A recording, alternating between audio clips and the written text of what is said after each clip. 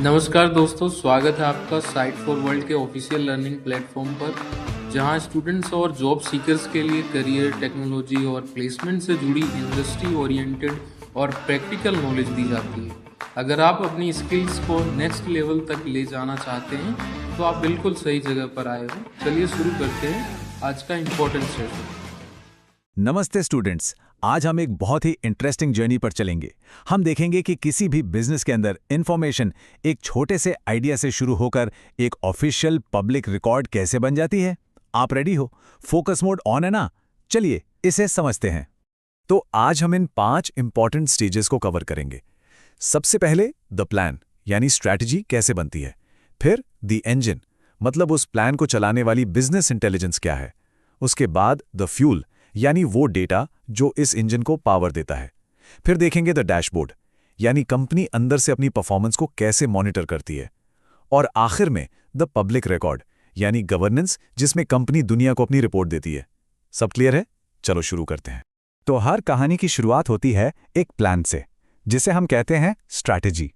लेकिन सोचने वाली बात यह है कि असली चैलेंज प्लान बनाने में है या उसे हकीकत में बदलने में। असल में किसी भी ब्रिलियंट प्लान को एक्शन में लाना ही सबसे मुश्किल काम होता है। देखिए, स्ट्रैटेजी बनाना मतलब क्या करना है ये सोचना, ये एक दिमागी काम है। लेकिन उसे लागू करना मतलब कैसे करना है, उस पर काम करना, ये पूरी तरह से एक ऑपरेशनल प्रोसेस है। एक अच्छा आइडिया होना एक बात है, पर उसे ग्राउंड रियलिटी में उतारना वो बिल्कुल अलग खेल है। समझ आ रहा है? तो सबसे जरूरी बात यह है कि प्लान को लागू करने का मतलब सिर्फ काम करना नहीं है। इसका मतलब है ये देखना कि हम कितनी तरक्की कर रहे हैं, प्रोग्रेस को मेजर करना। और इस तरक्की को नापने के लिए हमें क्या चाहिए? बिल्कुल सही, हमें चाहिए सही जानकारी यानी डेटा। ठीक है, तो प्लान तो तैयार है, पर इस प्लान की गाड़ी को आगे कौन सा इंजन खींचेगा? यहीं पर एंट्री होती है बिजनेस इंटेलिजेंस की, जिसे हम शॉर्ट में बीआई कहते हैं। आप बीआई को वो पावरफुल इंजन समझ सकते हैं जो स्ट्रैटेजी को हकीकत में बदलने का काम करता है। तो ये बीआई आखिर है क्या? देखिए, सिंपल शब्दों में ये उन सभी टूल्स और टेक्नोलॉजी का कलेक्शन है जो बिजनेस डेटा को एनालाइज करने और समझने में मदद करते हैं। इसका मेन पर्पस एकदम क्लियर है, अंदाजे पर नहीं बल्कि डेटा के आधार पर स्मार्ट डिसीजंस लेना। बीआई सिर्फ एक टूल नहीं है, ये एक पूरा टूल बॉक्स है। इसमें रिपोर्टिंग और डैशबोर्ड से लेकर डेटा माइनिंग जैसे टूल्स होते हैं जो छिपे हुए पैटर्न्स को ढूंढ निकालते हैं। इसमें प्रिडिक्टिव एनालिटिक्स भी होता है जो भविष्य का अनुमान लगाने में मदद करता है। ये सभी मिलकर कंपनियों को इन्फॉर्मेशन का सही इस्तेमाल करने में हेल्प करते हैं।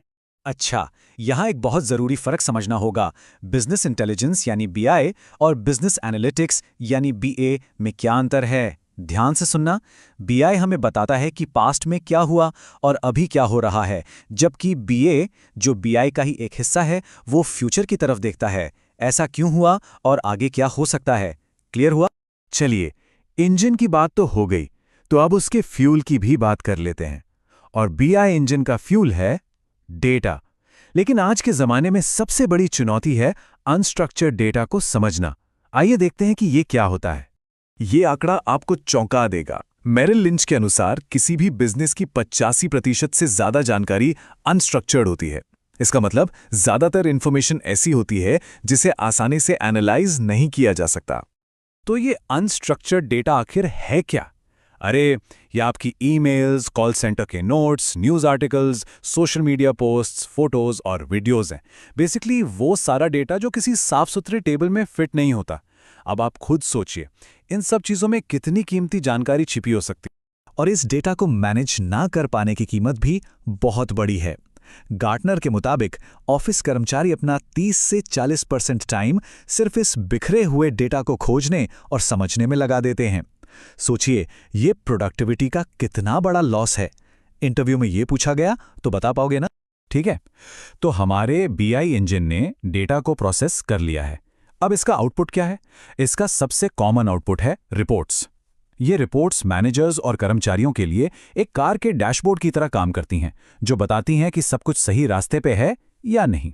लेकिन सभी रिपोर्ट एक जैसी नहीं होती। एक होती है समरी, जो सिर्फ मेन पॉइंट्स बताती है, और दूसरी होती है एनालिसिस, जो डेटा की गहराई में जाकर उसका मतलब समझाती है। एक का काम सिर्फ इन्फॉर्म करना है, जबकि दूसरे का काम आपको समझाना और अपनी बात मनवाना है।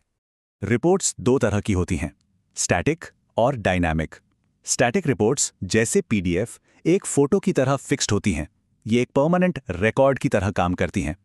वहीं दूसरी तरफ डायनामिक रिपोर्ट्स लाइव डेटा से जुड़ी होती हैं, ये एक लाइव वीडियो स्ट्रीम जैसी हैं जो रियल टाइम में फैसले लेने में मदद करती हैं। एक परमानेंट रिकॉर्ड है तो दूसरा लाइव मैच की कमेंट्री। यहाँ कुछ कॉमन एग्जाम्पल्स हैं, जैसे डेली सेल्स रिपोर्ट, किसी नए प्रोजेक्ट के लिए फीजिबिलिटी स्टडी या फिर एक्सेप्शन रिपोर्ट्स जो कुछ गड़बड़ होने पर अलर्ट करती हैं।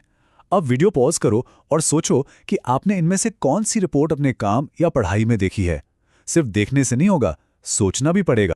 ठीक है, अब तक हमने जो भी देखा वो सब कंपनी के अंदर हो रहा था। अब हम आखिरी पड़ाव पर आते हैं, गवर्नेंस। ये वो प्रोसेस है जिसमें कंपनी के अंदरूनी जानकारी को बाहरी दुनिया के लिए पेश किया जाता है ताकि अकाउंटेबिलिटी तय हो और ट्रस्ट बनाया जा सके। तो ये कॉर्पोरेट गवर्नेंस रिपोर्ट क्या है? इसे आप कंपनी का एक एथिकल या मॉरल रिपोर्ट कार्ड कह सकते हैं। ये शेयरधारकों और जनता को बताती है कि कंपनी अपने फैसलों और पॉलिसीज को कैसे मॉनिटर कर रही है और उनका सब पर क्या असर पड़ रहा है। ये रिपोर्ट्स इतनी जरूरी क्यों हैं? इसके 3 मुख्य कारण हैं। पहला, शेयरधारकों के प्रति जवाबदेह होना। दूसरा, सरकारी नियमों का पालन करना। और सबसे जरूरी, निवेशकों और पार्टनर्स के साथ विश्वास बनाना।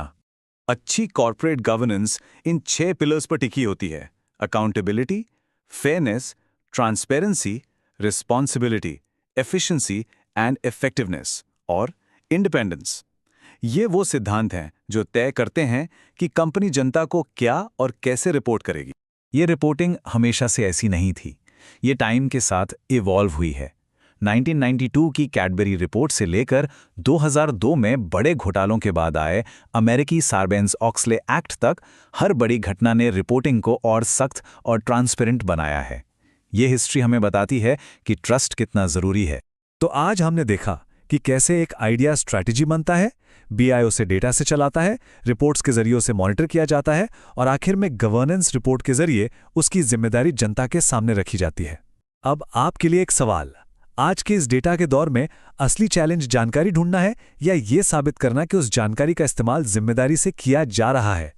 तो हमारे चैनल को सब्सक्राइब कीजिए और वीडियो को अपने दोस्तों के साथ शेयर जरूर कीजिए। कमेंट सेक्शन में अपना डाउट या नेक्स्ट टॉपिक लिखना मत भूलिएगा।